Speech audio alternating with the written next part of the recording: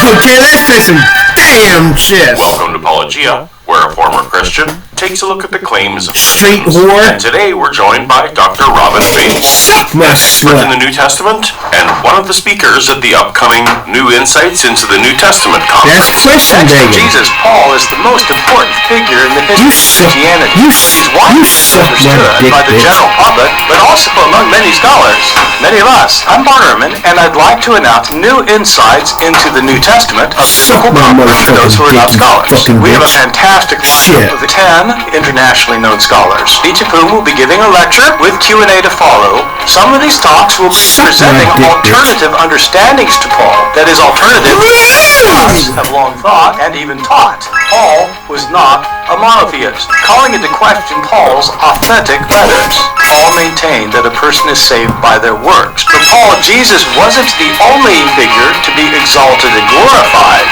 Paul's understandings of Paul's views of sex and sexuality. Paul was heavily influenced by non-Christian, non-Jewish Greek philosophy. Paul's radical reimagining of time mixed signals on Paul's view of the law. Paul was taking a collection in order to keep Christianity from breaking into two different religions. Paul saw himself as the one described by Isaiah the prophet who was chosen to bring salvation to the ends of the earth. As you can see, it's quite a lineup with very interesting topics and superb scholars and good speakers. To learn more about the conference, go to tinyurl.com/BartCon2024. I hope to see you there. Speaking of the Apostle Paul, we're going to answer that age-old question. Did Paul invent Christianity? Well, that's the charge from a bunch of Christianity's critics. That Paul was the former persecutor of the early church turned apostle to the Gentiles. He simply got the Stupid motherfucker. with Paul's aberrant teaching winning out in the first century against the true method. You stupid That motherfucker. all Christianity is responsible for the religion we know today. I think the key thing to keep in mind is that one of the reasons we talk about Paul as the founder of Christianity is that he does quite a bit to not only Finagle that 1200 to the rating. Gentiles. So bringing There's this no way in hell into you the can be that consciousness of a fucking broader stupid. ancient Mediterranean audience. So not Stupid just fucker. those who were left behind in Jerusalem like Peter and James. Peter and James clearly carried on the kind of movement, but their central figure is no longer there. What we get from Paul's letters is this idea of how to institutionalize, we might say, the church. So we have an idea of hierarchy, of putting together a collection of networks together, of trying to come up with answers to really crucial and pending questions that people have about, how do we even understand aspects of what we are doing here when one of our people who are part of this group passed away? What does that mean? So I think people understand Paul to be a founder, You're not in your bishop should be reversed. the kind of Jesus we see presented in the Gospels, who is therefore a very discrete purpose. In the Gospels, he is presented as this wonder worker, as his teacher, and the central feature of the message of those texts is what his sacrifice represents. And it's that covenant that he establishes, Jesus establishes with the God of the Jewish people, that allows Paul to then take that message and repackage it in a way so that it goes beyond those borders. And so I do see Paul as more of the quote-unquote founding figure, also because I think even in Paul you see shades of this. There was an idea that there was going to be a more imminent return. You're not so worried about creating institutional structure and some kind of cohesiveness within a group with hierarchy and so forth, and you think the world's about to end, right? You don't have to bother with this. Right. Well, Paul, man, Don't even take a staff. You're good. Yeah. like, why waste time having discussions about, X, Y, and Z when you think that this is imminent? And we have to remember the Gospels come after the temple falls. And I've said before, and I tend to still hold on to this, I think when that Jewish war happened and Jesus' return did not happen, there was more of a, okay, we're going to be waiting a while. So you did need some kind of institutionalization, and Paul was one of the earliest figures to give us some evidence of what that looked like, of what was actually going on after Jesus' death to create some kind of institutionalization. Clearly, to my mind, even again in the Gospel of Mark, Jesus doesn't even want you to know who he is, where he's going around and encountering demons or healing people or, etc. People are awestruck and confused until about the midpoint of that gospel. So I just don't think that was the central purpose. And I think that we get the institutionalization later. So when we're talking about founding a movement, what you have there is the implication of how do we get to the point where people understand that this is a movement that they can structure their lives around. And I don't think that you totally have that until you get to Paul. And the other thing to keep in mind about all of this is it always bears repeating, Jesus, his immediate followers, the disciples, Paul, are all Jewish. So if you're working within that structure, then Jesus has no need to found a movement that is going to be in competition with Judaism. Paul understands what he's doing as a form of Judaism that has outreach to Gentiles, but that's also informed by his reading of the Hebrew Bible. Because he believes that Gentiles are also basically Jewish people, children of God who have fallen away. And so he's trying to institutionalize and deal with this. And so for all of those reasons, that's why we see Paul as the person who institutionalizes the movement, less Jesus, who was there as the centerpiece or the symbol of the movement. Now this criticism takes various forms. The mythicists obviously don't believe there was a historical Jesus, and they say that Paul invented Christianity wholesale, based on visions of a heavenly figure. Muslims, on the other hand, they do believe there was a real Jesus, who they call Isa, but they claim he was a prophet of Islam. They argue then that Paul invented Christianity by corrupting the true Injil, the Gospel, blasphemously elevating Jesus to a divine status as the Son of God who offers salvation from sin. But Judaizers, they're the ones that no doubt have a direct expression of this charge that Paul invented Christianity. They argue that Jesus' role as the Jewish Messiah was to restore devotion and that Paul's gospel to the Gentiles, that salvation is by grace alone through faith alone, and that you don't need to follow Torah in order to follow Jesus. They say that's a dangerous perversion. Do your reasons for positing that Paul is the founder of Christianity overlap with any of those takes? No. I still see some flexibility in understanding how new social movements form. So to tie what was going on in the first century and what eventually comes to be known as Christianity to any one later anachronistic view of what the effect was of those events, I think it kind of works at cross purposes for understanding the movement in its earliest phases. So, no, I don't think my view actually corresponds with any of those perspectives. It's just looking at how sociologically and from the evidence of Paul's letters this seems to have taken place and what we know about what's going on in terms of the Gospel's literary objectives, their post-war historical moment, and what they seem to be representing in terms of people's interest in this movement as a moving target. It hasn't, I think, fully been baked into the cake yet exactly what people are making of this, and there seems to be a variety of perspectives and competition about how to move forward. I think it's just to say about whether Paul got Jesus wrong. Did Paul invent Christianity? Well, let me say three things. First, Christianity undoubtedly predates Paul. Even though Paul's letters in the New Testament are our earliest Christian writings, there is ample evidence that Paul's conversion to Christianity came after he was already persecuting the first followers of Jesus. Several places in his own letters, Paul admits the embarrassing story of his violence in trying to stamp out the early church. Now, Christianity must already exist for Paul to persecute Christians, so logically speaking, Christianity cannot be of Paul's making. So, the thing to keep in mind about Paul when he talks about pursuing whatever that means, people who were Jesus followers, is that these were probably not the only people he was quote-unquote pursuing, again, whatever that means. His job was more or less, especially as a Pharisee, from what we can reconstruct here, is to go around and basically make sure that people aren't drifting away from what we might call the orthodoxy of Judaism. And it's a little bit of a dangerous term to use, but what I mean by that is that people aren't claiming that there are people who are the Jewish Messiah who, in Paul's estimation, are not the Jewish Messiah. And what we know from writers like Josephus, who's writing about first century figures, not making any specific claims about them necessarily, but just describing what was known about the first century around Judea as well, is that there were multiple people making these kinds of claims, right? So when you have multiple kind of Jewish upstart groups with leading figures, so I'm thinking here about Theudas, even John the Baptist, right? These are, John the Baptist everybody's fairly familiar with, maybe not so much someone like Theudas, but there are multiple different people who are either calling themselves Messiah, people are calling them the Messiah, they are developing these little spin-off groups of their own, what you might call these different movements. We know that there are different factions of Judaism at this time within that region as well. And so if Paul's going around trying to regulate how many of these little upstart groups can there be? What do they think? Try to keep people in line. Then you see that what we call Christianity is just one of a number of these movements, potentially. So that doesn't necessarily suggest to us that Christianity, I've used the term Big Bang in the past, that Jesus appeared, everybody just automatically converted, it was obvious to everybody, it was self-evident, and then everything moves apace. Jesus was not the only game in town.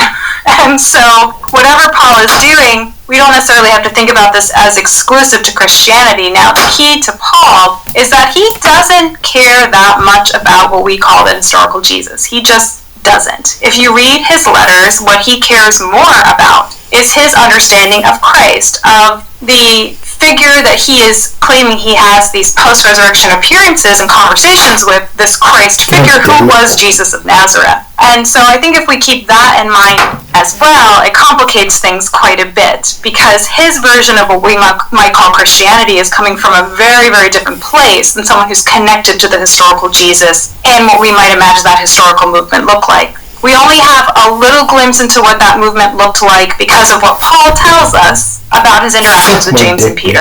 And that's why I said earlier, Paul's mission, if we want to use that term, seems to have been to graft Gentiles into this movement that is otherwise, again, a Jewish movement, centered geographically in a very discrete place. And so I think back to this idea of Paul as founder as well. Is Paul the founder of Christianity? Is Jesus the founder?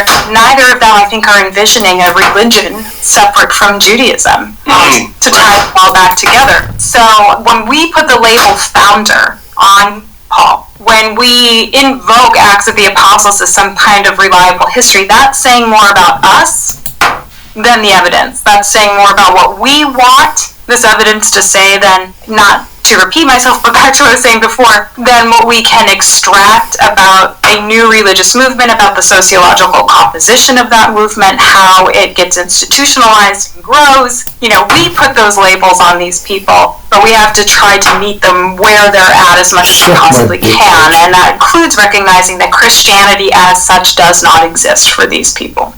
And in case you're worried that Paul simply invented the persecution story, the book of Acts, an early chronicle of the church's history, it confirms not only Paul's story, but also details the prior history of the church in the years leading up to Paul's persecution. You stupid bitch. Christianity wholesale, it just doesn't fly chronologically. To speak about anachronism one more time, Acts of the Apostles is written so much later than the lives of Jesus or Paul that it is in itself something that I think we have to give a great deal of scrutiny before we use as an example of a historical description. Certainly it's closer in time period to the people that we're talking about, but it also has its own biases and interests to present things in a certain way and to fill in some historical blanks. So I think we have to keep that in mind, and I wouldn't use Acts to hang my hat on much historically when it comes to Acts. Agreed. Paul's gospel was endorsed by Jesus' apostles. Even if you are dubious about who really penned 2 Peter, where in chapter 3 Peter seemingly elevates Paul's letters to the authority of Scripture, the book of Acts recounts how Paul became acquainted with the Jerusalem apostles, and how his gospel to the Gentiles was officially endorsed by the Council of Jerusalem circa 50 AD. That means James, Jesus' brother, and Peter, the spokesperson for Jesus' apostles, both legitimized Paul's preaching. Paul even recounts how this happened in Galatians 1. After downloading his gospel by revelation directly from Jesus, he traveled 3 years later to meet with Peter and James in Jerusalem, where he received the eyewitness traditions and gained their endorsement for the alignment of his gospel with their preaching. And even if you think Paul's letters are deceitful, and that the book of Acts is biased in Paul's favor, you have to remember that Paul was martyred in the mid to late 60s AD, and was outlived by some of Jesus' own apostles, most notably John the son of Zebedee. If there were any red flags the apostles had about the contents of Paul's gospel, when they had the floor to speak, the truth is they remained silent. Even the next generation of church fathers, people like Clement of Rome and Ignatius, Polycarp and Papias, who were directly acquainted with the preaching and leadership of Jesus' apostles, especially Peter and John, they didn't voice any dissent to the influence of Paul's ministry. None. What's funny about the way Paul describes those meetings is, you don't want to psychologize your subject matter too much, but it doesn't seem like these guys exactly like each other, to be frank.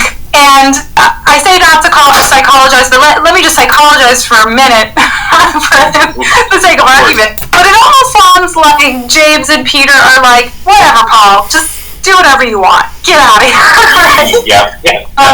You know, and they seem to find some common ground on things like fellowship meal and being inclusive in the fellowship meal or something along those lines. They do find some points of contact. But, you know, Paul describes those meetings as how much better he is than Peter. What a hypocrite Peter is, you know, about who he's dining with or who he's including. And so maybe Paul did bring in a new perspective to this idea that we've been talking about a little bit of, you know, is this exclusively a Jewish movement, or do we bring Gentiles into this movement? How that changes the conversation is it's not about, again, who's the founder of Christianity, when does Christianity start exactly, how do we attribute this kind of authority to these different figures. The question there, I think, becomes a little bit more, and this is something I think is operational in Paul's letters, are Gentiles converting to Judaism? You know, is this movement about Judaism? And that, I think, is part of what is definitely, you know, Paul may be eventually included in that movement in Jerusalem, but I think the jury is still out. Now, back to Acts of the Apostles. Acts of the Apostles tries to smooth a lot of this over. Because if you only read Paul on those interactions are pretty contentious. As I've been indicating, they don't seem particularly friendly. Acts of the Apostles, and indeed later artwork, iconography of Peter and Paul, try to resolve this and, again, smooth it over, but make it seem like there's a more cohesive, copacetic origin point for this movement than, again, I think even Paul's own testimony indicates. So I think we want to be careful not to just assume that all these people got along. Again, everything was smooth sailing. I don't think that it was. And I think we have to also factor in the later function of Paul's letters, because another assumption that I think people make quite often is that Paul was successful. We may call him a founder, but was he a founder in his lifetime is also a different question. Because what you see in some of these letters, including Galatians, where the Galatians, for the most part, are a group to whom he is writing that he appreciates and is getting along with for the most part. He also tells them he hopes they castrate themselves at one point because he's mad, right? So this is not something that's going entirely smoothly all around. So Paul, as founder in his lifetime, only works if you also assume, back to the Big Bang, that everything just was self-evident and worked smoothly from the beginning. That is not what the letters show us. He hadn't even met the so-called congregation in Rome yet. He was looking for sponsorship to go there. So these groups are not necessarily all Pauline in the way that they're usually described. He can't seem to control the Corinthians at all, just focusing on the letters that we know to be authentic. What happens when Paul becomes quote-unquote founder is something that happens later on. And I think that happens later on in part. You mentioned some of these church fathers and others who accept Paul's word as representative of this movement known as Christianity by the 2nd century. But that's because he wrote it down. You were able to circulate his letters, discuss his vision of Christ,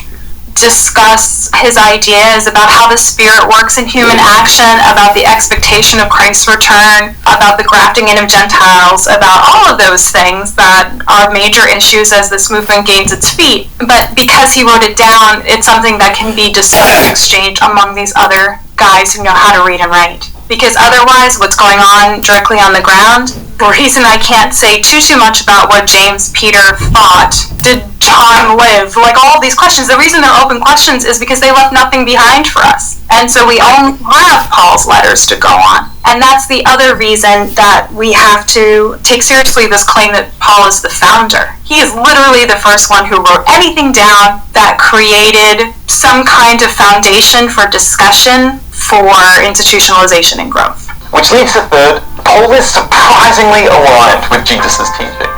Critics speak of a chasm between the kingdom teaching of Jesus in the Gospels and the gospel of salvation in Paul's epistles. And there are some differences to discuss.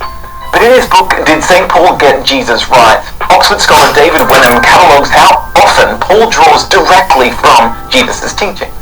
In 1 Corinthians 11, Paul quotes the tradition of Luke's Gospel about Jesus' last meal with his disciples, and how Jesus imbued the bread and wine of the Passover meal with new meaning as symbols of the new covenant. Here, Paul isn't just quoting Jesus directly. He's receiving the basis of his gospel of salvation, namely substitutionary atonement and the forgiveness of sins, from the theology of Jesus himself. So is the quoting of the Last Supper tradition in 1 Corinthians 11, does that mean that he's quoting Jesus? So let me answer this in a way you might not expect. He totally is quoting Jesus. He is getting it from Jesus, from zombie Jesus. He is getting it. He keeps saying by way of the Lord. What he means by this, he did not know the historical Jesus. He makes that clear, and actually it doesn't help him to emphasize that too much, because there are people, like Peter and James, who did know the real guy, the historical guy. And so Paul does occasionally say, I've heard that Jesus would say X, Y, and Z as a teacher. But when he says he received something by way of the Lord, or he received something from Jesus, he is talking about talking to the resurrected Jesus. That the resurrected Jesus has selected him as essentially a prophet, that he even says that he was chosen before his own birth by God to take on this role. And so that the resurrected Jesus, this Christ figure, appears to him and tells him the things that he wants to have done, or things like this Eucharistic meal that he wants to have institutionalized, and then Paul relates this. There's a scholar named Jennifer Isle who's written about Paul basically having what is called elsewhere in the ancient Mediterranean a divination experience. So he is speaking to this risen Christ figure who tells him things like this, according to Paul, and he relates these in his letters. Now, we know the Gospels are written later, late 1st century, post-war. We do. Yeah, we do, yeah. And some scholars even now date the Gospels even later. Some say we have no evidence for them at all until the 2nd century. So the fact that we even put them in the 1st century is maybe overly ambitious. Wow. Okay. But let's assume they're 1st century, because that's what the majority of the field has always held, that they're post-war, are close to the war leading into the early 2nd century. So let's assume that the Gospels are late 1st, early 2nd century. Is it more likely that Paul is relating something from the historical Jesus and not making that clear? Is it more likely that Paul is lying, that he is talking to the risen Lord or the risen Christ to get this information? Or does it make more sense, back to what we were just talking about, that Paul's letters are circulating, people are reading them and discussing them, and the gospel authors use those letters to describe the things they want to describe about the historical Jesus? And in this period, a divination experience is a legitimate experience. It's an experience of the Spirit, you might say. It's an experience of, channeling the deity of some kind. There's a variety of ways you can describe it. But would an ancient author necessarily distinguish between what Paul receives from the risen Lord or what Paul might have heard from the historical Jesus, whom he never met, right? He would have received that information secondhand anyway, because he did not know the historical Jesus. An ancient writer might not have distinguished between the two. So they might have seen Paul and his divination recordings as a font of evidence that they could draw from to create, in this case, we're talking about what we usually call the Last Supper, that Paul describes that for us. And then the gospel writers end up putting it into the text, I think says more about the gospel writers' sources than it does, and because Paul's just so specific about how he's receiving this information from the risen Christ. I think it's pretty linear. So just to be clear, you're suggesting that the Gospels are using Paul rather than Paul using the oral tradition of Jesus. Is that correct? So if you open up a New Revised Standard Version study Bible, you will see a footnote for those passages that we're talking about, both in Paul and the Gospels.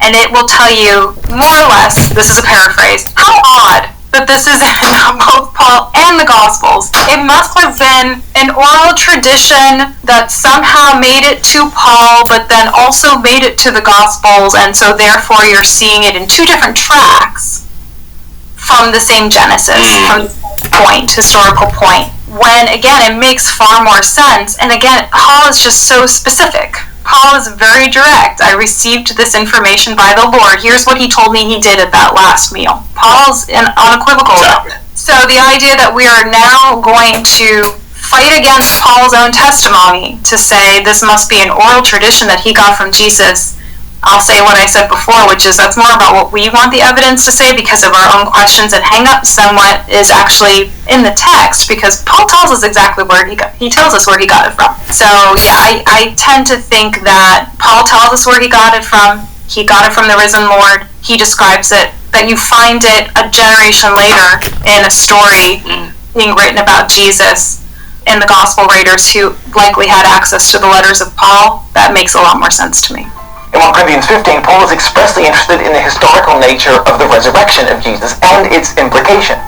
drawing from Jesus' own teaching about what his resurrection would mean for those who believe in him. Paul is interested in the resurrection in those moments, to my mind, as a rhetorical way to indicate his own authority in the situation, so that you do entrust in him the authority to make the claims that he makes about why he should be taken seriously as somebody in this line of prophets who is there to inform this group about the significance of Jesus and his status as Christ and about the Messiah. And especially in Corinthians, it's important to note, not to take these things. I always agitate a little bit when people say, what about the creed? Because that's a term we put on something, right? Because remember, the Corinthians aren't listening to him.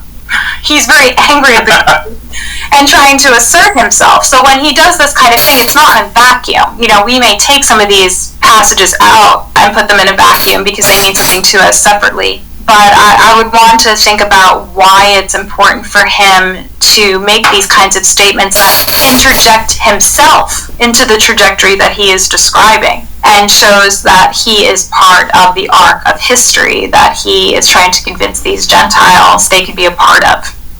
In 1 Corinthians 7, in his teachings on marriage, singleness, divorce, and sex, Paul switches between Jesus' teaching, which he draws on as authoritative, likely drawn from the tradition incorporated into Matthew 19 and 22, and then his own thoughts on the subject. No, Paul's not reading the Gospels. The Gospels are coming later. So we already discussed how I believe it's more likely that the Gospels are drawing from Paul than anything, but Paul's also drawing on cultural currencies, both from the interpretation that he brings to bear, which is in many ways traditional, save his understanding of Jesus as Messiah and the significance of Christ and his own significance. But he's drawing largely sexual ethics within Judaism at the time, as well as philosophical thought, Greco-Roman philosophical thought. In Stoicism as well, there is belief that one should have control over themselves. Paul is a fairly good Middle Platonist, which means he's studying Stoic ethics, and that takes on a number of guises. So he's going to be drawing both on his knowledge of Jewish law, as well as philosophical ideas about the emotions and control, and all of that will make their way into his letters on sexual ethic, and whether the gospel writers are then drawing upon Paul specifically for the same information, or these are just ideas that are out there again in the ether, both out there within Judaism and within Greco-Roman philosophy. It's not surprising to see those into any of these, to Paul's letters or into the Gospels, as you talk to people about ethics and a way of living. His last three examples are all basically variations of the same, assuming Paul got information from the Gospels rather than the other way around. Further in Galatians and Romans, Paul speaks of God the Father using the familial term taught by Jesus to his disciples, Abba. And in 1 Thessalonians 4, Paul describes the return of Jesus with ideas mirroring his own teaching in Matthew 24, likely with his thief in the night reference to Jesus' parable. And to round this off, in 1 Timothy 5:18, Paul may even be quoting Jesus from Luke 10:7 on the worker being worth his wages. So from the application of Jesus' ethics to his churches, to the articulation of core doctrines like the incarnation, atoning death and resurrection of Jesus, Paul is surprisingly aligned with the teaching of Jesus himself, especially considering he was never present during Jesus' earthly ministry. I should reiterate that this idea of maybe he has the cart before the horse, I think is right to some extent, and at least insofar as I believe that Paul's writing before the gospel writers. And so the likelihood that the gospel writers are drawing on Paul is higher in that case than the idea that Paul is drawing on the historical Jesus or the gospels themselves, depending on how you distinguish those two categories of source material. So that's for sure. You're absolutely right about that. The other thing, though, that I hinted at in my last answer is that some of these ideas are just common things that you talk about if you are an ancient ethicist or an ancient philosopher. These are the kinds of matters that you're not going to see exclusive to the Gospels or Paul, frankly. You'll see them in other ancient thinkers and philosophers, and I don't even have to go to people like Plato or some of the Stoics. I could go to people like Philo, who many people also often connect to some of the ethics that you see in early Christianity, because Philo is doing something very similar. He's drawing on the Hebrew Bible and interpreting it through the lens of the intellectual currency of the day, which happens to be, in this case, Middle Platonism, so predominantly Platonism and Stoicism.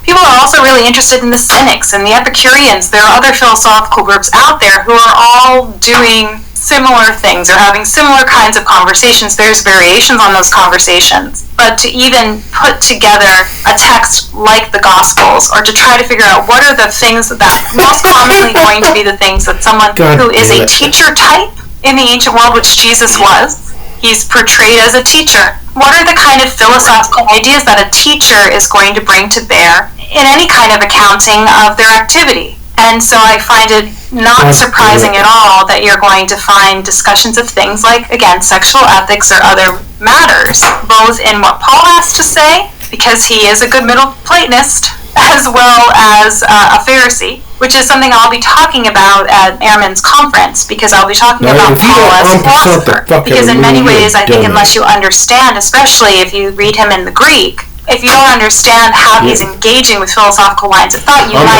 miss some of his cross-references, his language, the way that he understands things like Stoic physics having particular importance, and how he even understands the significance of Jesus' resurrection. All of those are factors that he doesn't just make a claim based on some kind of historical knowledge. He doesn't make the claim based on speculation. He doesn't even make the claim, based on some of the things we've been talking about in terms of maybe having a divination experience. Often, well, this fucking sucks.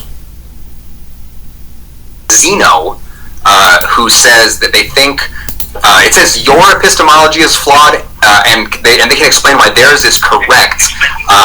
Is that aimed at a specific one of us, or just broadly? I don't know the two of you, so I have no idea. But I do know that you guys are atheists, correct? Yes. Okay. So yeah, we are. So hold on. I'm already in a really weird. We're already in really weird territory. We haven't even started. Why is that? Because you know that my epistemology is flawed. I would ask you to be pragmatic. Can you just be pragmatic about it and leave the emotions out? So why are you already in a weird space? Hold on, Zeno.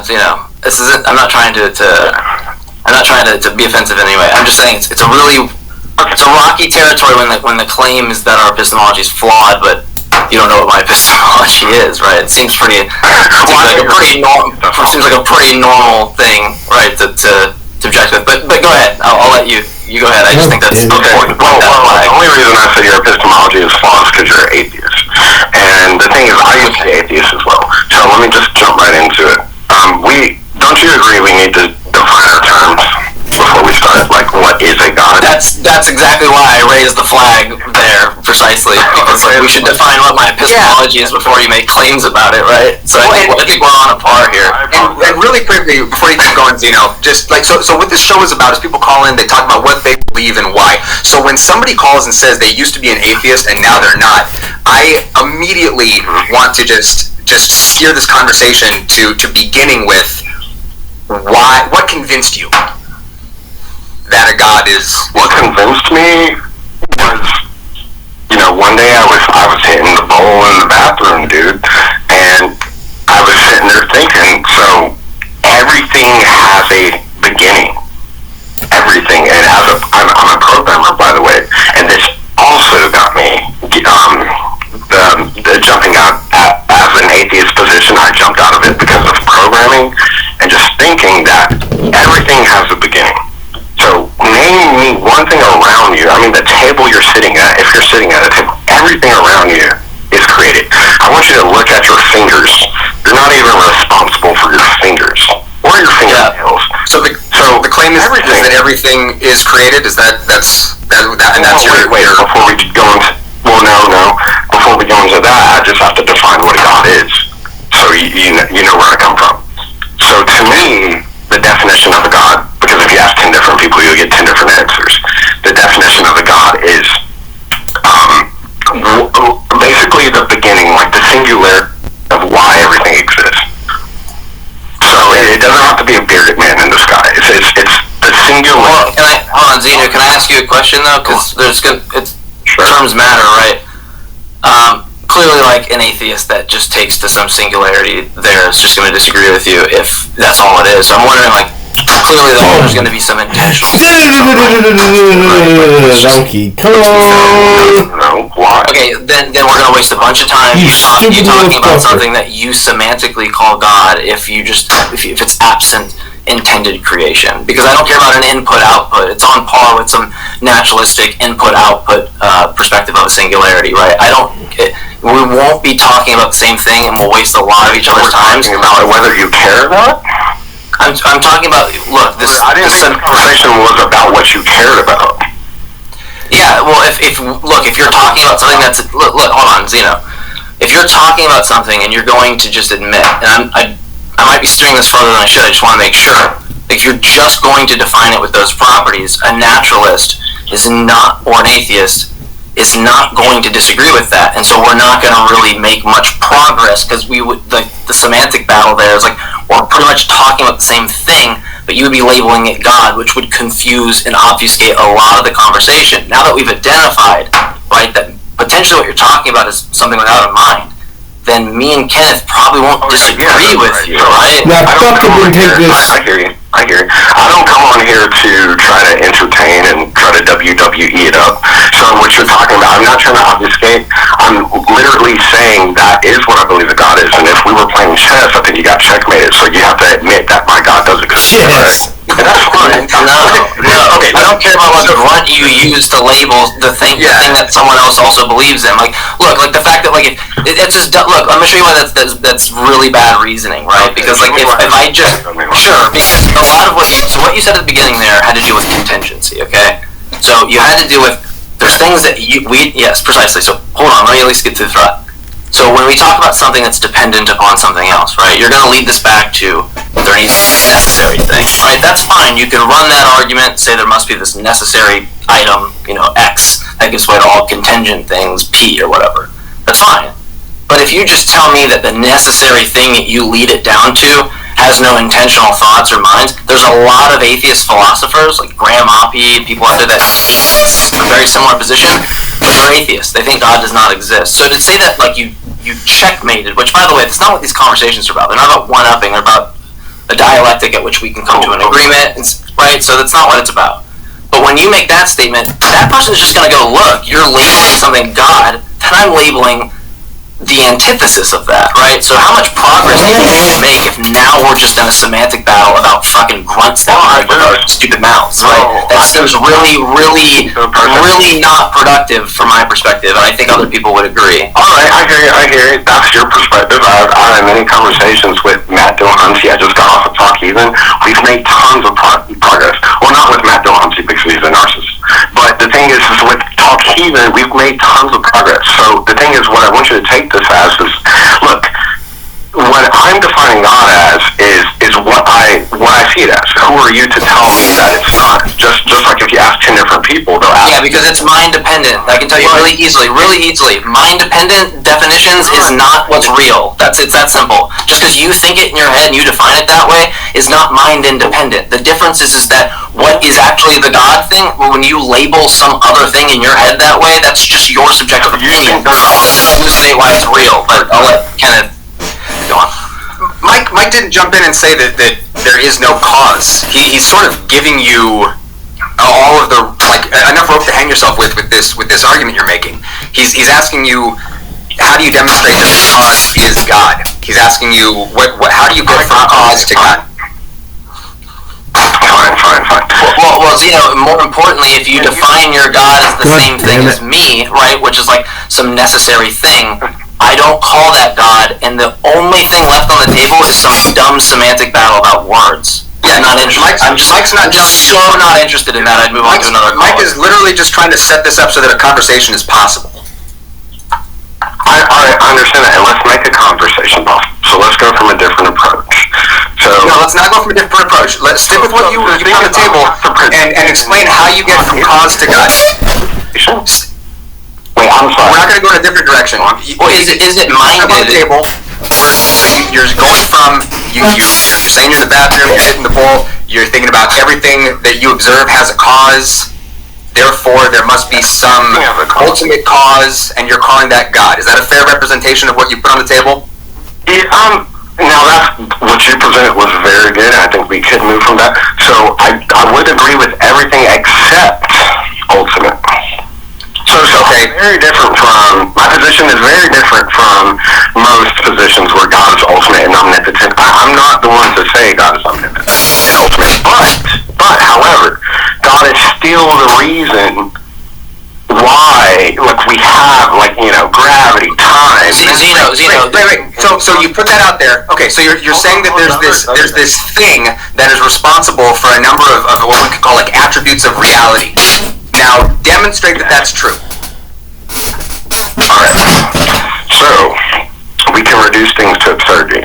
So, for example, when you look in the mirror, you have eyes. Are you responsible for... I need simple answers. Are you responsible for your eyes?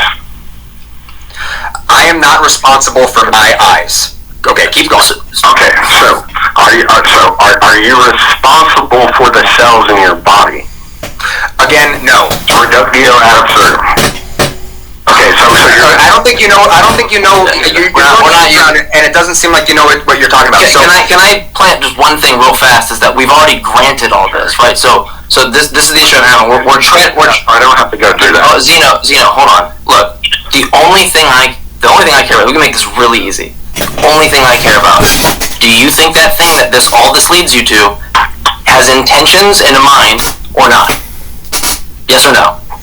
No, I do not. Then I don't give a shit about the conversation. You can talk to Kenneth. I don't care about your definition. That does not. I don't care about your fringe view on God if you define it the way an atheist does. I don't care. It's so not worth my time. It might be worth Kenneth's time. Not worth my time. I think we pinpointed the issue very, very, very simply. I'll tease this out just a second more. So we can observe that causality is a thing here in reality, and that effects have causes. Now what? Yes. So effects have causes. Now, what are we going to name the very beginning? What are you going to name that singularity? Which is that determines everything that's in front of you right now. Would you just decide that? Would you decide to call it the first domino? I decide to call it God. Other people decide to call God a bigger man in the sky. I disagree. Okay, well, what would you call the beginning? What would you call the beginning? Are you suggesting that there is a first cause? A first cause for what we're going through. I just demonstrated that if you reduce everything, right, you didn't just appear, your fingers didn't just appear, gravity didn't just appear, the planets didn't just appear. I'm asking you I'm asking you a really simple question. Are you saying that there is a first cause that wasn't caused? No. Okay. Alright, so how far back are we tracing this? I'm trying to pin down what exactly it is that you're talking about. We're talking about a God, and I have to define what a God is first so we know what we're talking about. Do you want me to define God again? Well, but right now you're talking about causality, and so far what's been put on the table is a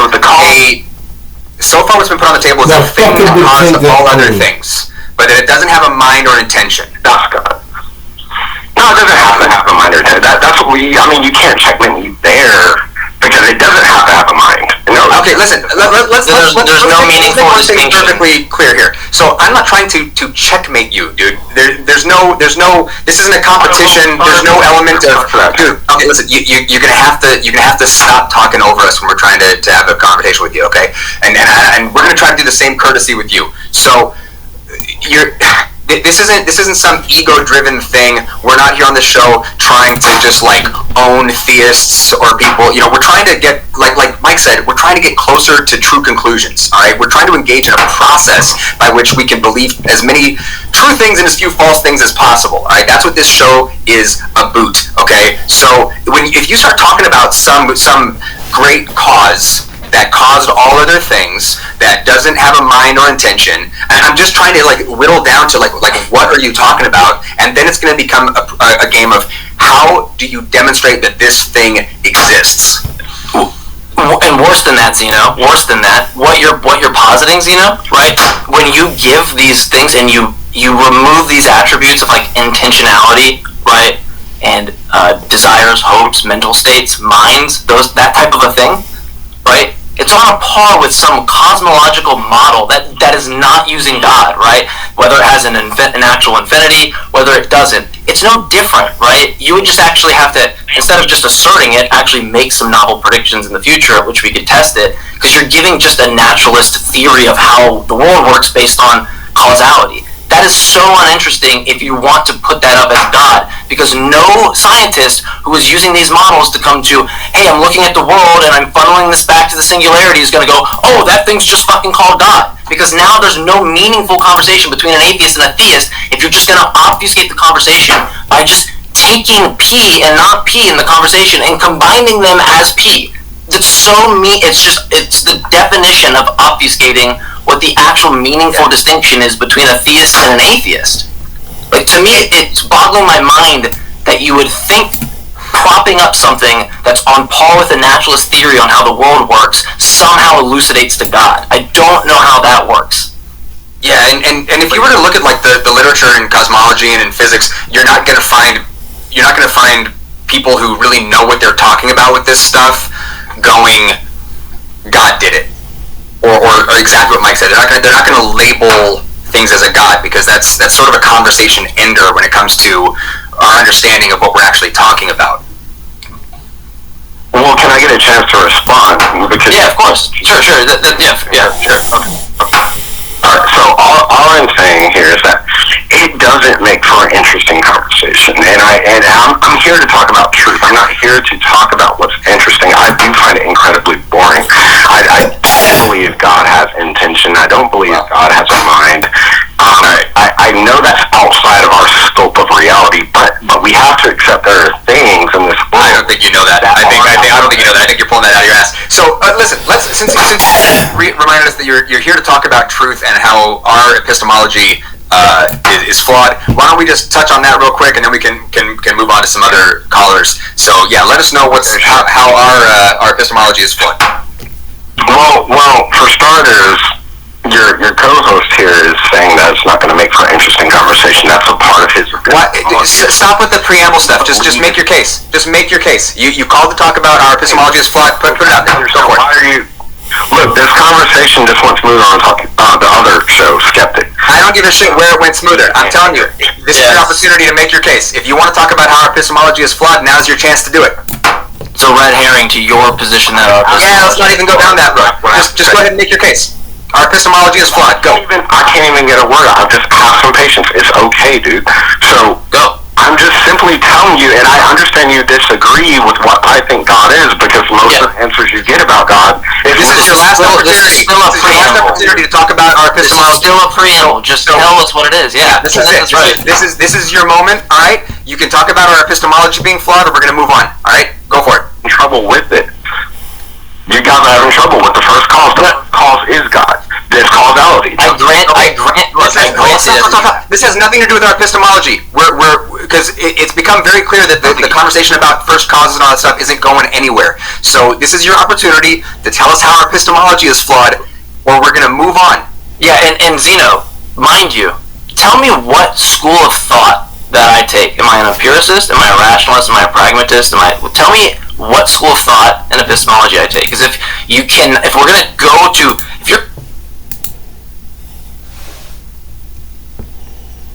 we've got Nicholas calling from the Show Me State of Missouri. Wants to talk about faith. Nicholas, what's going on? How can we help? Hey, Nicholas. Hello. How are you doing? My name. Awesome, man. How are you? Nicholas. I'm doing excellent. Just getting out of church, actually. I'm Catholic, and I just wanted to talk about the utility of faith and my testimony in that regard. Okay. So there's the question that I received when I was watching a Jordan Peterson video the other day was talking about proof of God. But you have to believe or disbelieve, and then there's an internal logic that comes from that. But there are obvious benefits that come from belief in, for instance, the placebo effect. I'm sure you guys are familiar with. If one believes, one is bound to get better, then the odds of them getting better it's statistically provable that one is more likely to get better. So your attitude does indeed affect your real reality, and my belief in Jesus Christ has freed me from fear of death. So I live in run rabbit run, the kind of Pink Floyd kind of element. I'm free of that. I live. I kind of circle back to a nothing matters, but everything matters. You know, you reach that existential point where you either have to decide. Well, I'm getting off topic. The point is I have received significant benefits in my life by believing, and I want to share those with people, and it makes me happy, and So here's whether or not if. Sorry, go ahead.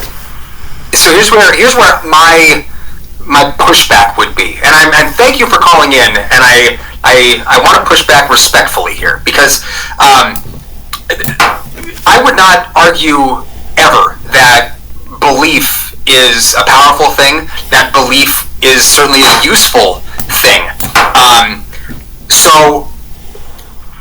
My question though to people tends to almost always circle back to, how much do you care about whether or not your beliefs are true? Pretty significant. The truth matters. A pretty big deal. So, I wouldn't want to believe something that's a lie. If people can believe different things about different mutually exclusive gods, different afterlives, people can believe all kinds of different things religiously and feel like those things have created a positive effect in their lives.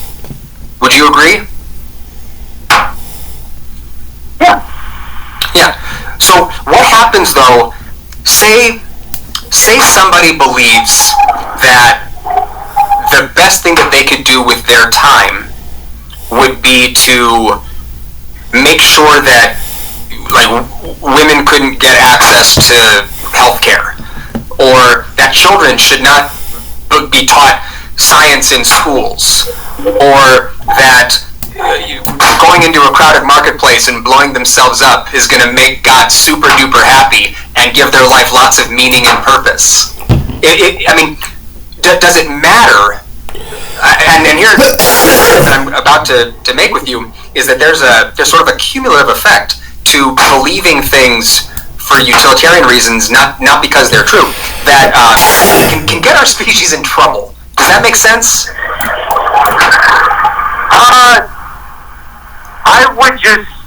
I understand what you're getting at, where, a wholehearted belief in something that is false. The truth or falsehood of the belief is manifest by the fruits of what ends up happening. If I end up saying something that's true that ends up pissing off people, that in the right way, that makes them challenge their ideas, that makes them think about what's happening, is in a loving manner, then I am doing something that's good. I think that truth is objective. Like, there is truth and there is not truth.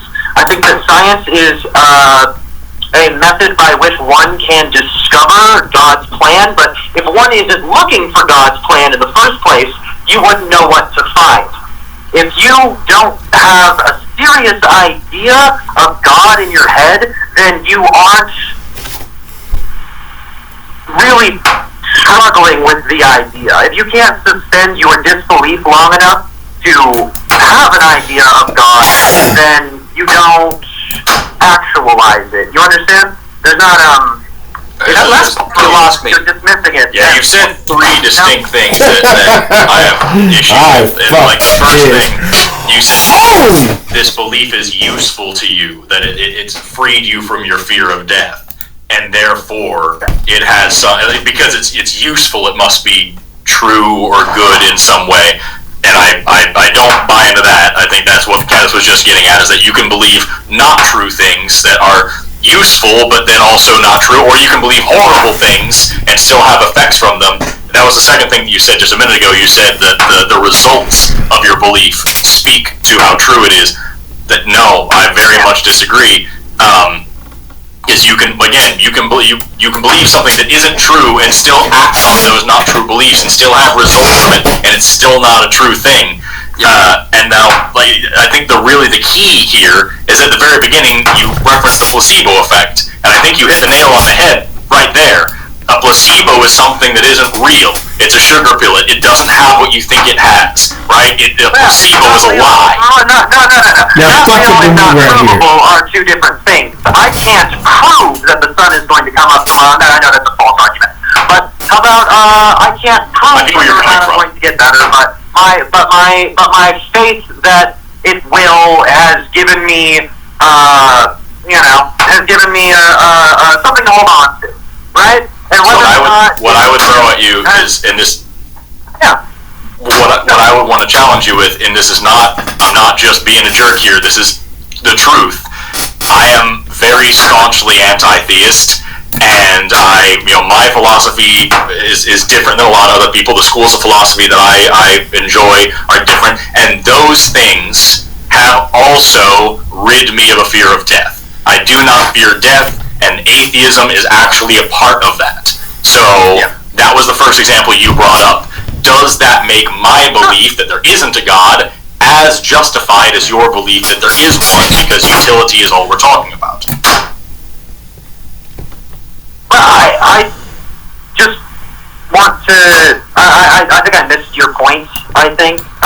My point is that if you're coming in to say that your belief in God is useful and that the functionality of it speaks to its truth, I'm telling you that I have other beliefs than you have, and that they are also functional and useful, and they make my life better. Does that mean that our conflicting beliefs are both true at the same time? Or does that mean that an idea can be useful? No. Equal epistemic footing. Let's talk to Robin in DC. Robin, you're live with Eric and V. What would you like to talk about today? Hi, so I'm calling to see if your atheism is rational. I'm just curious about. Okay, how do you define rational? That way we're talking about the same thing. If your predications, if you're speaking intelligibly, if they're able to be understood, if you're able to make sense of the world, given that you do not believe in God. Okay. So, as honest interlocutors, right, as charitable listening goes, you assume the best out of your interlocutor. So how would you approach this? Wanting to make the case that being an atheist is irrational. Well, I would ask you if you have. We could start. Okay, just by understanding. I want to understand. So, do you believe it is necessary? Okay, to acknowledge God. And let me define God first before we start. God. That actually helps. Discussion would be defined as that which is the ultimate necessary cause and grounds for all temporal states of affairs, and is a mind. He's an agent. Okay, he's self-conscious. He's aware of himself. Okay. So now, do I have to accept something to acknowledge it? Like I can acknowledge that thought that they. Okay. I'm just. I'm not asking you that you accept it exists right now. Sure. I'm asking because you were asking if we need to acknowledge that at all. And so I was kind of moving forward and going, in order for us to acknowledge, do you mean acknowledge that you believe it? Or that we accept it? I don't understand. Yeah, well, so the question I was going to ask, the question, now leaving the definition of mind, the follow-up question would be, now, do you believe now that it is necessary to reference God as he's just been defined for the actuality of all temporal states of affairs? No. Then that entails, the falsity of God in your worldview. You believe it? Or that we accept it? I don't understand. Yeah, well, so the question I was going to ask, the question, now leaving the definition of mind, the follow-up question would be, now, do you believe now that it is necessary to reference God as he's just been defined for the actuality of all temporal states of affairs? No. Then that entails, the falsity of God in your worldview. Well, so the falsity of your definition. Well, not even the falsity, just I don't see a need for it. Yeah, it could be true, it might not be true, but in my own worldview, I don't see a need for it in order for me to be rational. And I actually can go a step further and say that I think it's impossible to have a mind without a brain.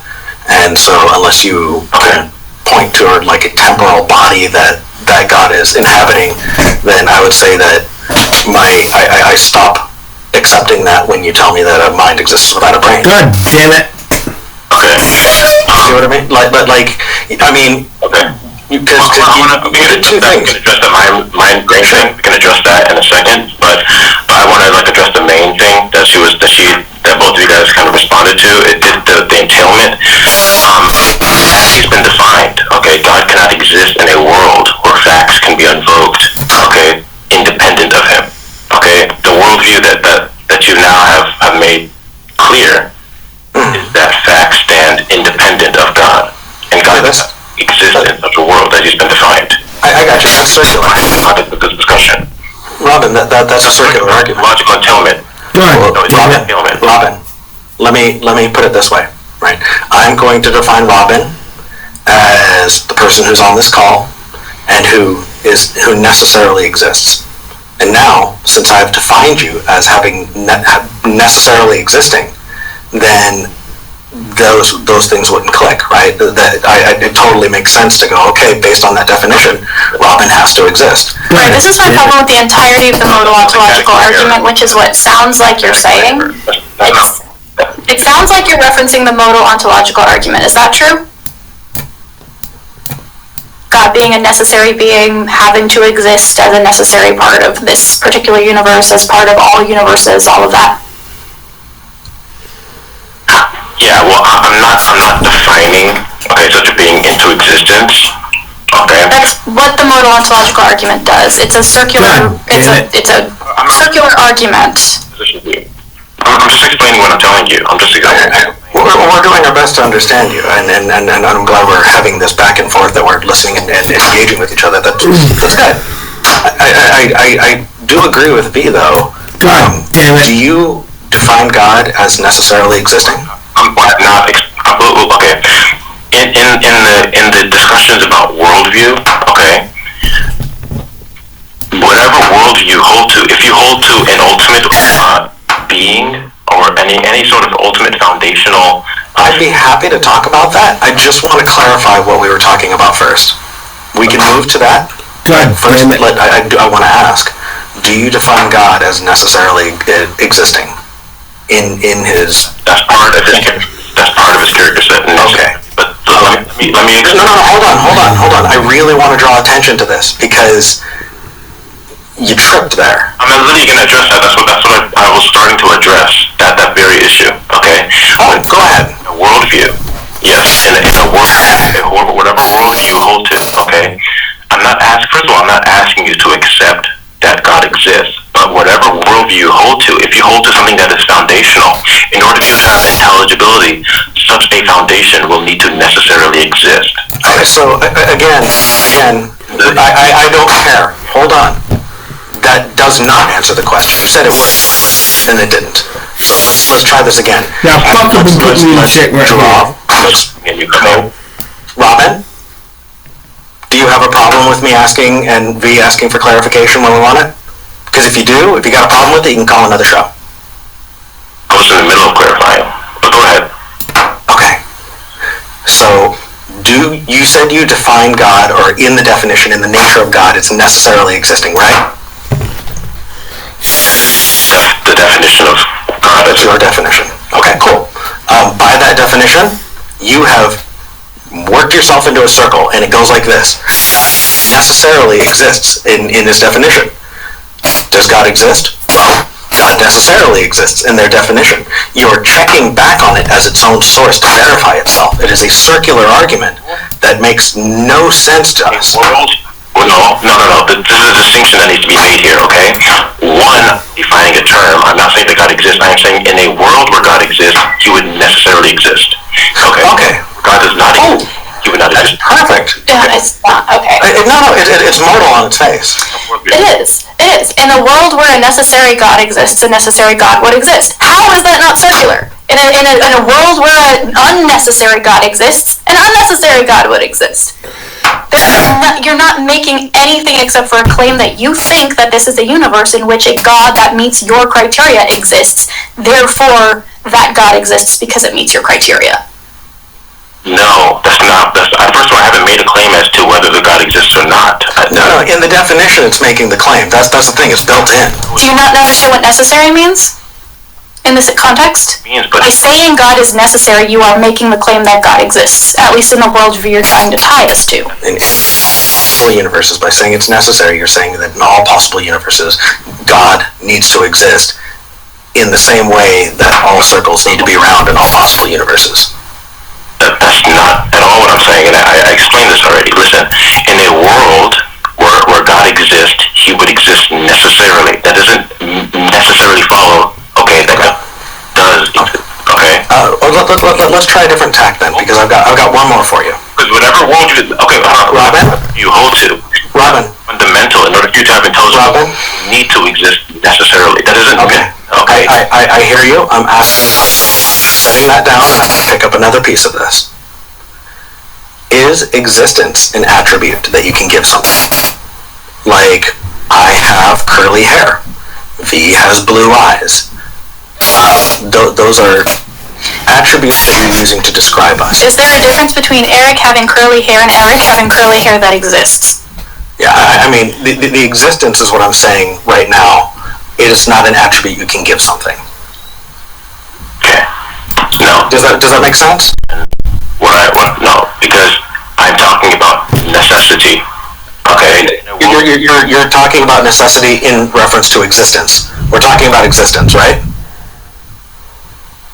Yeah, you're not. We understand necessity. We're right there with you, man. I promise. We're chugging along. We're listening. We're just making sure that we're chilling through. Problem. We understand necessary existence. Okay. Yeah. I mean, so existence. Let's. What's the problem with what I said? The problem is that you are saying, hey, if your worldview is going to be consistent, you need a consistent worldview. Okay, cool. Our worldview is not your worldview. So, of course, what we are talking about is not going to sound rational to you. And, of course, what you're talking about is not going to sound rational to us based on your criteria. So, I'm confused about why we're even having this conversation. If your definition of rational is, well, your rationality has to be intelligible based on your worldview, cool. We're rational to us, you're irrational to us. You're rational to you, we're irrational to you. How is that helpful with this conversation? Stupid! You're making assumptions about what I'm going to say. Assumptions about things that I haven't said. Okay. Okay. We are trying very hard to understand you, so... I don't think we're bringing in anything that you haven't said. So I want you to imagine an apple. Okay, last game. When you talk with the better than the board, internet go out, one refuse a rematch, or grab your script, so we're just dealing with what you told us already. Yeah. So I'm not assuming your worldview when I ask you what you think about existence. People who are watching this going, what the heck are they talking about? Please let me explain. So in this kind of argument, what's being set up here is the way that V said that is something that is defined as necessary, and so because it's necessary, and it backs around on itself. But even if we were to take that out, the idea that existence is an attribute that you can give something is nonsensical, right? You need something that exists in order to give it attributes, right? Yes. So I want you to imagine for me the opposite. Can you give attributes to something that does not exist? No, its necessity is part of its character set. Okay. Can you define necessity for us, Robin? What do you mean when you say necessity? Because we clearly have one version of it. Maybe we're just using the word differently. That its falsity is impossible. So it exists. In the worldview, so no. Okay. Yes. Exactly. Yes. No, it doesn't mean that it exists because you hold to its necessity. I'm saying that if you you hold to a worldview that such a God exists, it would necessarily exist. Now, we're talking... Right. How is that not circular? I haven't made a claim, so it can't be circular. You made the claim. You said if you hold to a worldview where a necessary God exists, then a necessary God exists. That is a claim. I'm not saying it's your claim, but you made a claim, and it is circular. Yeah, I'm explaining to you the attributes. Are you going to explain how it's circular and how it's a stupid claim? And how existence is not an attribute, or is an attribute? All I'm doing is explaining what worldview, okay, God would fall into, and how you relate to the worldview, because you're conflating a worldview somebody has with what actually is going on in the world. No. I'm saying that what you're doing is making a category error. I'm saying that worldview is circular. Regardless of whether or not it is accurate, if you think that a necessary God exists because a necessary God exists, then that is a circular worldview and is not rational. So why are you bringing it into this conversation about rationality? Tell you what I think. I didn't tell you what I think. You're saying that if I think that the God exists, because again. Okay. Then we'll go like this. We're going to dispute your definition of God. If you think this conversation is going to be useful, given that we don't. Call Josh in Texas. You're on with Jamie and Alex, aka Cosmic Skeptic. What did you want to talk about today? Well, thank you for having me. My name is Josh Brister with Red Pill Religion. We're another debate channel. I wanted to know on what basis would y'all possibly believe in God? Because I was listening to the last caller. I forgot what his name is, but it seems that you should listen to common sense. That seems to be the theme. That the cosmological, teleological, moral argument. You know, we live as though God does exist. Since you only I'm actually not sure about that. Here, Josh, hold on one second. So, I stopped myself from interrupting you when you said, "What would it take for you to believe in God?" The clarifying question is, which God? Let me answer that since you asked the question. I would say God is the greatest conceivable being with no room for potentiality. So, conceivable by whom? Because people's imaginations vary. I'm sorry, say again? You said the greatest conceivable, right? Like that's an action of a person thinking about what a God is.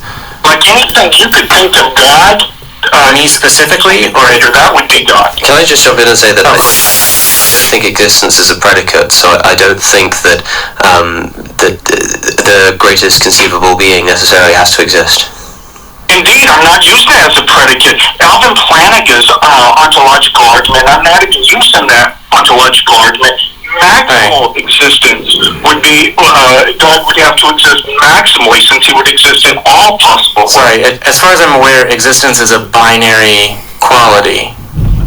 But that goes against the crude ontological argument, not Alvin Flanagan's concept, maximal so you've got a bit of a problem, because if you're going to say that there's a possibility of a maximal being existing, and therefore in some possible universe, in some possible world, there is a maximally great being. However, if there is a maximally great being, then it exists in all possible worlds. It's self-contradictory. You can't say. How's that contradictory? Be aware that that's not even my argument. My argument is from a commonsensical perspective, and at the you should know this. At the University of Oxford, the former he just passed away. Daniel Robinson. I'm not sure if you're familiar with that, his lecture series.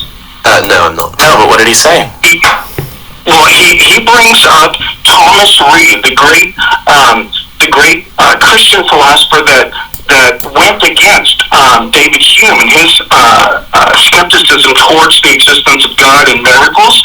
And in what way? So basically argues that common sense is something we should take into account when we're trying to see if these arguments are plausible or not. Can we try and codify this a little bit? Like, what's because you've said a few times now, well, that's not what I'm arguing. So what are you arguing? Let's hear it. Can you lay it out in some kind of syllogistic form so we can hear what your actual point is?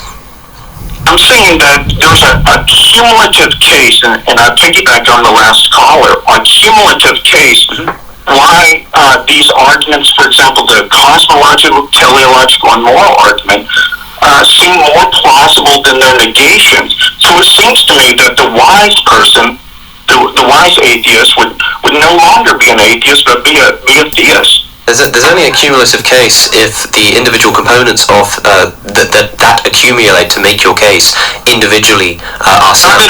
Not at all. I talked to Graham Hoppy about this. In fact, I had a debate online with him, and having referenced his book. So just Josh, real quick, sorry, because I think you started to answer before Alex finished his question once, so you may have.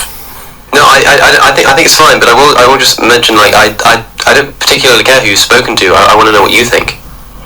Well, Dr. Graham Hoppy is probably the most sophisticated atheist in the world. Well, good for him, but, like, he's not calling it. He talks about cumulative case. Alex, when we look at something, we don't believe something just on the basis of one argument or one reason, but a cumulative amount of reason. That's right. So why aren't you a theist based on these arguments that they're more plausible in each case than their negation? Because the things that I believe, while cumulative, the individual components of that cumulative case will... So exactly the same thing has happened twice, which is you haven't listened to the end of the statement, which I believe is the source of the confusion here. Because you can't. So if you're going to say, so you say you piggyback off the last caller, and you're talking about the cosmological argument and the teleological argument. I don't buy these arguments, and if I don't buy those arguments, then they cannot be contained within a cumulative case towards the existence of God. Alright, so you believe that things can literally come into existence without a cause? That's like magic. Is atheism therefore magic? No, but your no, go ahead, please. So your argument predicates that you must have a belief about something rather than being able to hold a position of not asserting a belief about something. So what you've said is, but if it's not this, it must be this other thing that is ridiculous. And I'm saying the wise person will think I'm familiar with you saying it's wise to believe this and not, but that's not really an argument about the thing. It's more like you saying, you're wrong or silly to think otherwise. But it comes down to the same thing, which is something that's called the argument from personal incredulity, which is, I don't understand how a person could be wise and... Let's talk to Jackie. Hi, Jackie. You were on Pep Talk on the line. What would you like to talk about today? So I would like to be discussing Jungian archetypes as evidence for the existence of the supernatural. By any chance, are you familiar with the psychologist named Jordan Peterson? Yeah. Not a fan yet. So basically, the thesis... The analysis of religious archetypes I've heard from him is effectively that because each of us have certain personality traits that reflect, I guess you could say, Jungian archetypes, like the idea that there's this collective unconscious and archetypes that ring into our history. From a psychoanalytic perspective, the character traits and stories found in biblical stories are examples of revelation of these Jungian archetypes, and these are actualized effectively in the real world as part of our collective unconscious. What do you mean from a psychoanalytic perspective? What do you mean from a psychoanalytic perspective? Describe a psychoanalytic psychoanalysis isn't Jungian. Describe a psychoanalytic perspective for me. Psychoanalytic psychoanalysis. Was that? It was I believe it was like a... What was your question? What is psychoanalysis didn't derive from you, derived from Freud. So, describe a psychoanalytic perspective. You said that Jungian archetypes are evidence for a psychoanalytic perspective that God Jungian archetypes are evidence for the existence of the supernatural. I said they're evidence for the existence of the supernatural, not evidence for psychoanalysis. Okay, sure. Sorry, I don't have whatever you wrote down in front of me, so I was going from memory. So, the psychoanalytic perspective. What's a psychoanalytic perspective? Because that is what's propping up your claim. What's a psychoanalytic perspective? Well, my understanding of basically Jungian psychoanalysis is that he believes personality traits are developed through a collective unconscious. And those are manifest. That's not what psychoanalysis is. At all.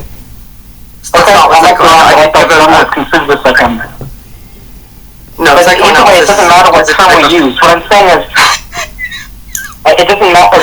It does. So if you're using that term in order to explain what you're saying. So you're saying that from a psychoanalytic perspective, wasn't an important part of the statement that you just made? No, the term psychoanalysis is just a term. I'm just saying the theory that Carl Jung proposed about a collective unconscious, in my estimation, points to the existence of supernatural transcendent force within the minds of human beings. That's all I'm claiming. Okay, so you think that Jung proposed that there was a collective unconscious, and that means that there's a God? Yeah, defining God as a being who transcends being and becoming an object-subject dichotomy of the material world. Alright, well, let's get there. Let's you and I get there. So, we can take Carl Jung out of the equation because who he was and what he proposed doesn't matter. So you're just saying that the collective unconscious exists, right? There's a collective unconscious that exists. Yeah. Okay, what's that? What does that look like? Describe that. The collective unconscious is the unconscious element of the human psyche which manifests archetypes which are universal throughout human nature. So the collective unconscious is us recognizing specific archetypes? Yes, so these are unconscious. What unconscious specifically? Because an archetype is an infinitely descriptive term. Like you can almost anything can be an archetype, right? So what do you understand an archetype to be? So I believe, archetype. I mean, we can go. It's hard to define. Archetype is like. It's part of your definition of why consciousness. So you should be able to define it. What's an archetype? An archetype is part of. The way I would describe it, an archetype is an idealized form that in human beings psychologically strives towards becoming. An archetype is just a typical example of something.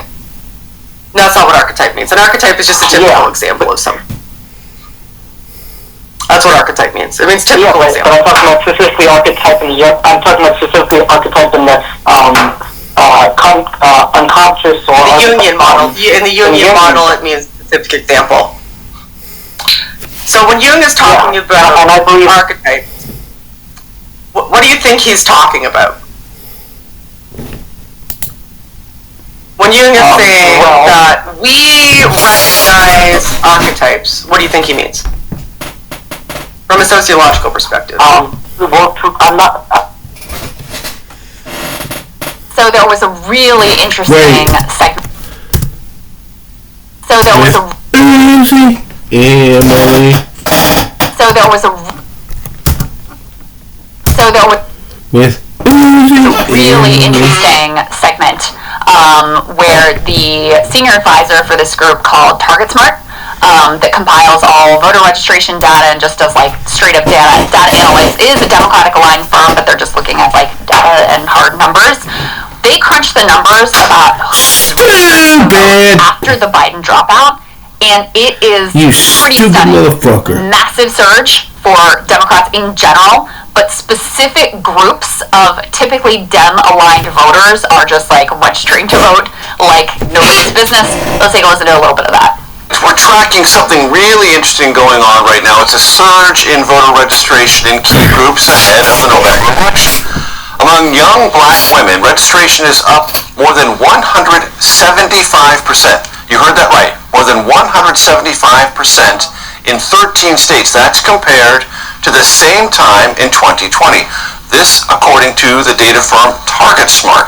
Registration has also increased among young Latinas and black Americans. 175%, can that possibly be right? You must have triple-checked this, or many more times than that. You're right to repeat the number because I've more than triple-checked it. It's incredibly unusual to see changes in voter registration that are anywhere close to this. I mean, to remind people, 175% is almost tripling of registration rates among this specific group. You just don't see that sort of thing happen in elections normally. So the same guy tweeted out the data today, and he said the Harris effect in the 13 states that have updated voter files since July 21st, that's when Biden dropped. We are seeing incredible surges in voter registration relative to the same time period in 2020, driven by women, voters of color, and young voters. So, this data to... I have a little goal for you today that I think fits in well with the main mission of the channel, which is to help those that are doubting, deconstructing, or who have deconverted. No matter where you are in that group, you have people in your life, whether they be friends or family members or pastors or apologists, who are constantly trying to tell you wrong. And they send a barrage of different tactics and verses and philosophies and arguments your way. It can be really hard to fight against that. That's why so many people end up on YouTube looking for answers. And I know we've got this cheeky little title, Tuesday Takedown, but the point of this is not to own some Christian. It is not to completely dismantle this argument. It is to help those of you in those categories dealing with those issues to see that there are better ways to think through it. It is okay to take a second and deconstruct or telling you or the stories that they're giving you or the verses that they're putting in front of you. And so a way to maybe sharpen that skill for those of you who are wanting to today is to look for the common theme between these 4 clips. There's probably 1,000, by the way, so no wrong answers, but let me know in the comment section down below what you found, and I will tell you at the end of the video the one that I had in mind. So each of these clips is a YouTube short. It's under a minute. They all could deserve their own 20 or 30 minute reply from me, but we're going to do this super high level to get through these 4 and then talk about the similarities. Here's clip 1. I had a friend that had passed away from cancer, and we really prayed, and we really believed that God would heal her. He decided otherwise, and He's sovereign. I remember being up in my room, just being devastated about it, but I heard a whisper, and I knew it was the voice of the enemy because he was not accusing me. He was accusing God. Whispering to try to accuse us if God is not who He says He is. In that moment, I said, God, I don't understand why this happened, but this will not destroy my faith. Amen. And I said, just show me what I'm supposed to know and learn in this moment. And He took me back to Daniel, to Shadrach, Meshach, and Abednego, and it was a posture. I believe my God's gonna deliver me. But even if He does not, I'm still not bowing to your idols. And for me in that moment, it was a testing of, do you believe me? Do you rock with me? Do you love me as your God, even if I don't do the things you're asking? First of all, it is of course so sad that this person lost someone in their life to cancer. I don't wish that on anyone. Apparently God does, but I don't. And I want to take you through her thought process here, because I think it's actually fascinating. It's like people manifest the religion to become true, even when it's not. And we'll get to that. But the first thing that she does here is she said they really prayed. They really believed that God would heal her. Now I'm going to plug 2 videos really quick. First is the video from Sunday. If you missed the faith healing video I just did with Thomas from Holy Kool-Aid, I know it's long, it's almost 2 hours, but please go watch or listen to that podcast. The second one is this clip here on all the verses in the Bible that talk about faith healing, and why we shouldn't be so quick to just throw our hands up in the air and say, God's sovereign, He did whatever He wanted. That's what you have to say when all the broken promises from Scripture don't come true, when this God doesn't come through. And of course we could talk about the ridiculousness of prayer if God is going to do whatever He wants anyways, and all we're to do is pray His will. Well, then nothing, literally nothing, will be changed by prayer. Utter futility. But the next scene, she goes up into her room and she is struggling, and she hears a voice, and she recognizes this voice to be from the devil. How did she know it was from the devil? Because it was accusing God. God would never accuse Himself, and I guess the only thoughts she's capable of having are thoughts that are either from the devil or from God, and so it was the devil. This is what I mean about manifesting her religion into reality. Ignoring the human part, the most constant, consistent, and obvious part. She just lost someone that was close to her. She had believed on her God, read Scripture that said it would have an effect, gathered around with multiple people, had the faith required, and still suffered this loss. Of course, from a human perspective, it is not the devil, it is herself that is rightfully so questioning if I am told one thing, like prayer works or faith works or she will be healed, and then I do the things required and I don't get the result, maybe I should consider those earlier steps. That's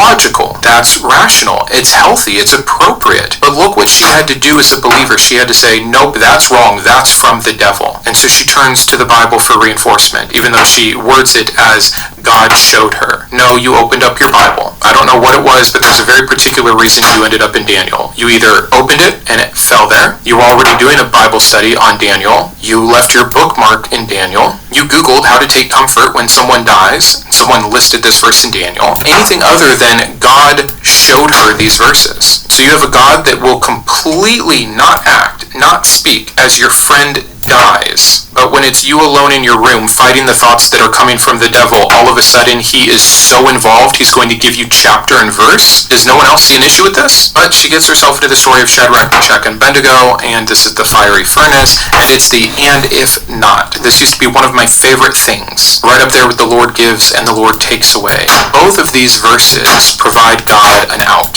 Both of these verses say, well, you know, God's going to do whatever he wants, get on board. And under the right light, even though they're sickening, objectively speaking, they can be very hopeful, very encouraging to someone that's already bought into the belief system. Well, God must have had a plan. Look, the Lord gives, the Lord takes away. Look, the God I serve could save, but if he doesn't, I'm not going to bow to these idols.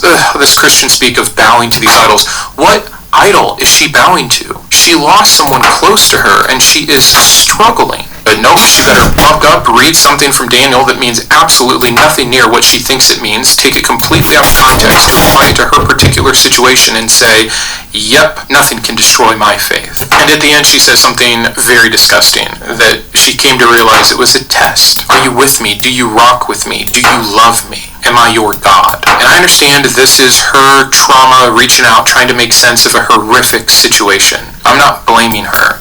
I'm blaming the religion that puts these stupid, horrendous, harmful ideas into people's brains in the first place. Yes, your friend died to a disease we still don't have a full cure for, from God's perfect design of creation, or because of the fall that